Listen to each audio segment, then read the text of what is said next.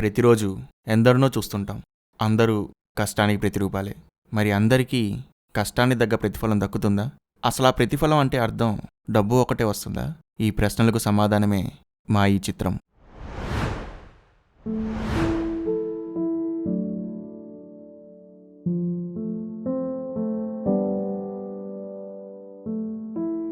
నాన్న, ఏంట్రా? ఇంకో 10 రోజుల్లో నాకు డిగ్రీ ఎగ్జామ్స్. ఫీజు కట్టకపోతే నన్ను ఎగ్జామ్స్ కూడా రాయనివ్వరు.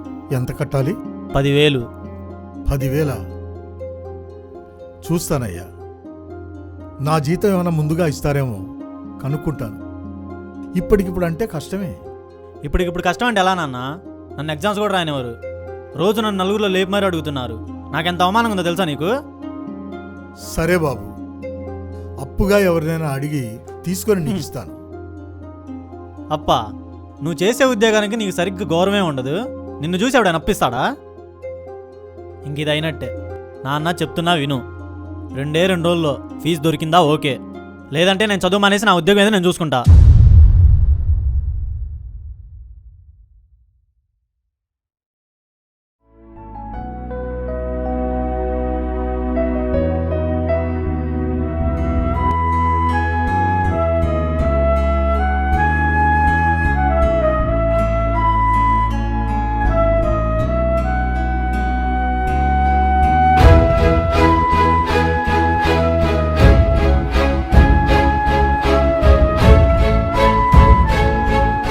నమస్తే సార్, నేనండి. ఒకే కాంప్లెక్స్లో గత 10 సంవత్సరాలుగా ఒక డోర్ దగ్గర నిలబడి వచ్చిపోయే వాళ్ళకి నవ్వుతూ గుడ్ మార్నింగ్ చెబుతూ నమస్తే చెబుతూ డోర్ ఓపెన్ చేస్తూ ఉంటాను కదా, నేనండి సెక్యూరిటీ గార్డ్ని. గుర్తుపట్టారా? నమస్తే సార్. రండి రండి. నమస్తే మేడం, రండి. నమస్తే నమస్తే నమస్తే మేడం, రండి. నమస్తే నమస్తే నమస్తే సార్, నమస్తే. రండి, వెల్కమ్, రండి. నమస్తే సార్.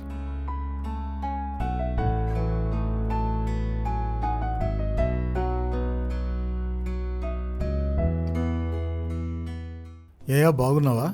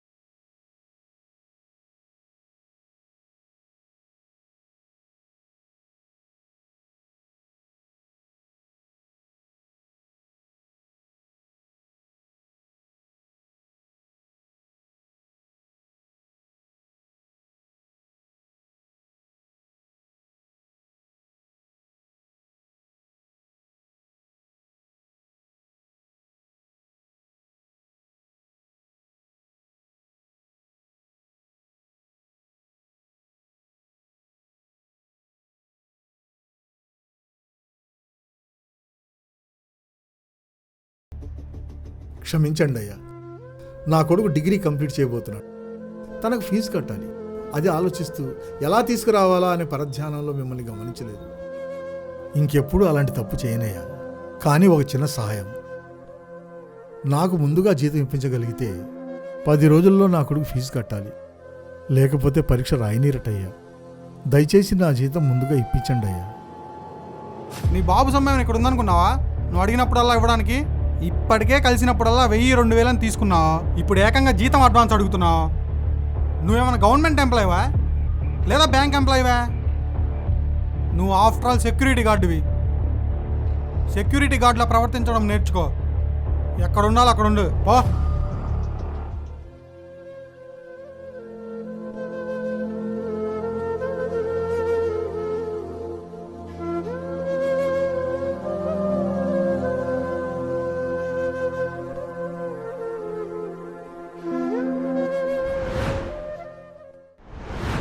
రే మామ, మీ నాన్న ఎక్కడే పని చేస్తున్నాడు కదా, మనకి డిస్కౌంట్ ఇస్తాడు కదా. సరే అడుగుదాం పదా.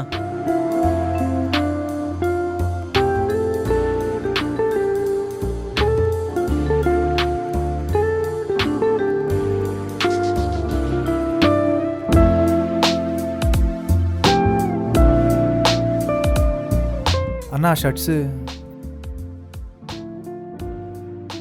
ఇవి చూస్తాను.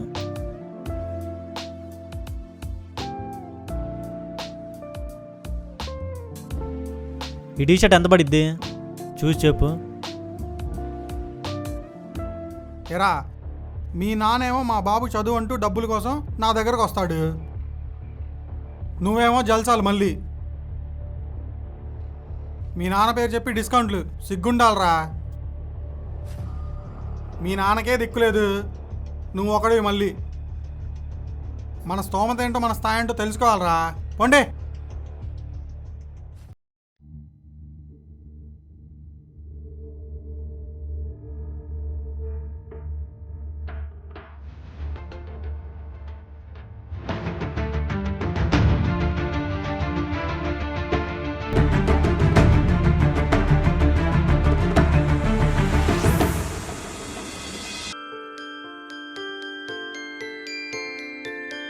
బాగున్నారు మూర్తి గారు? బాగున్నానయ్యా.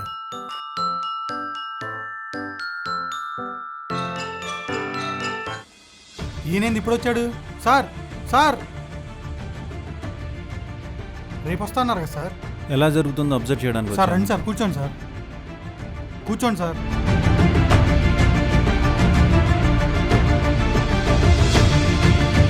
కూల్ డ్రింక్ ఏమైనా తాగుతారా సార్? రే సెక్యూరిటీ, కూల్ డ్రింక్ తీసుకుని రా. ఆ పని ఆయనకి చెబుతావేంటి? మిగతా వాళ్ళు పనిలో ఉన్నారు సార్. ఆయన చేసే పని కాదా? అయినా ఏ సెక్యూరిటీ ఏంటి? అంటే ఆయన పనికి ఎలాగో విలువ ఇవ్వలేదు, కనీసం ఆయన వయసు కన్నా గౌరవం ఇవ్వలేవు. సార్ ఏదో అన్నారు, వినపడలేదు సార్. ఏ మూర్తి గారు, ఇంతే ఉంటారా మేనేజరు? మీతోనే ఇలా ఉంటారా, అందరితోనూ అలానే ఉంటారా? అలా ఏం లేదు సార్. మేనేజర్ అన్న తర్వాత టెన్షన్స్ అవి ఉంటాయి కదా, అందులోనూ మీరు వచ్చారు. మర్యాద కోసం ఇక్కడ ఎవరుంటే వాళ్ళకి చెప్తారు, అంతేగాని మేనేజర్ గారు అందరినీ బాగా చూసుకుంటారయ్యా. చూసావా, అది ఆయన సంస్కారం. అయినా ఈ కాంప్లెక్స్కి మాత్రమే కాదు, మూర్తి గారికి కూడా 10 సంవత్సరాలు అవుతుంది ఈ షాపింగ్ కాంప్లెక్స్లో జాయిన్ అయ్యి. ఎంప్లాయీస్ అందరికీ వాళ్ళు చేసే పనికి ఏదో ఒక రూపంలో బోనస్ అనో ఇంక్రిమెంట్ అనో వస్తూ ఉంటుంది. కానీ ఆయన తన ఉద్యోగానికి ఒక బాధ్యతగా చేస్తూ ప్రతి కస్టమర్ని నవ్వుతూ నమస్తే చెప్తూ వెల్కమ్ చేసే మూర్తి గారికి కనీసం గౌరవం కూడా ఇవ్వలేమా? నాకు బాగా గుర్తు, తన భార్య చనిపోతే తన కొడుకు కోసం వేరే గతి లేక ఈ ఉద్యోగం చేస్తున్నారు. అప్పటి నుండి కేవలం తన కొడుకు కోసం మాత్రమే బతుకుతున్నారు. ఏ బోనస్ వచ్చినా, ఏ ఇంక్రిమెంట్ వచ్చినా తన కొడుకు ఏదైనా చేయాలనుకుంటారు. మూర్తి గారు, మీ కొడుకు ఎలా ఉన్నాడు? ఏం చేస్తున్నాడు? బాగున్నాడయ్యా, ఇక్కడే ఉన్నాడు, డిగ్రీ కంప్లీట్ చేయబోతున్నాడు. రేపు ఎగ్జామ్స్ ఉన్నాయ్యా. చూసావా, డిగ్రీ చదివించుకుంటున్నాడు. ఇంతకన్నా ఏం చెప్పాలి ఆయన గురించి?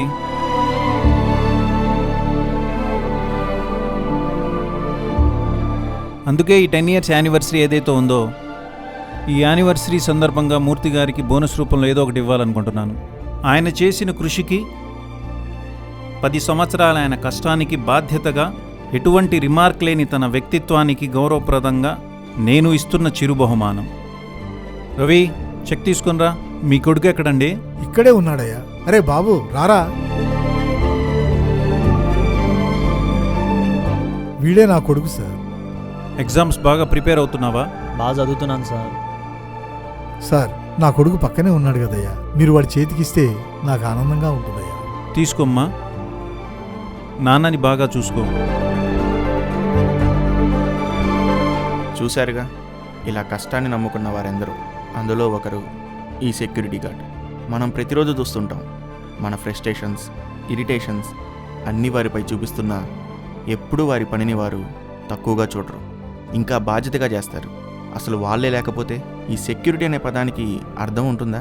అందుకే మనం కూడా ఏ వృత్తిని తక్కువగా చూడకుండా, ఎవరిని తక్కువ చేసి మాట్లాడకుండా నడుచుకుంటే అదే మనం ఆ కష్టజీవులకిచ్చే నిజమైన ప్రతిఫలం అవుతుంది.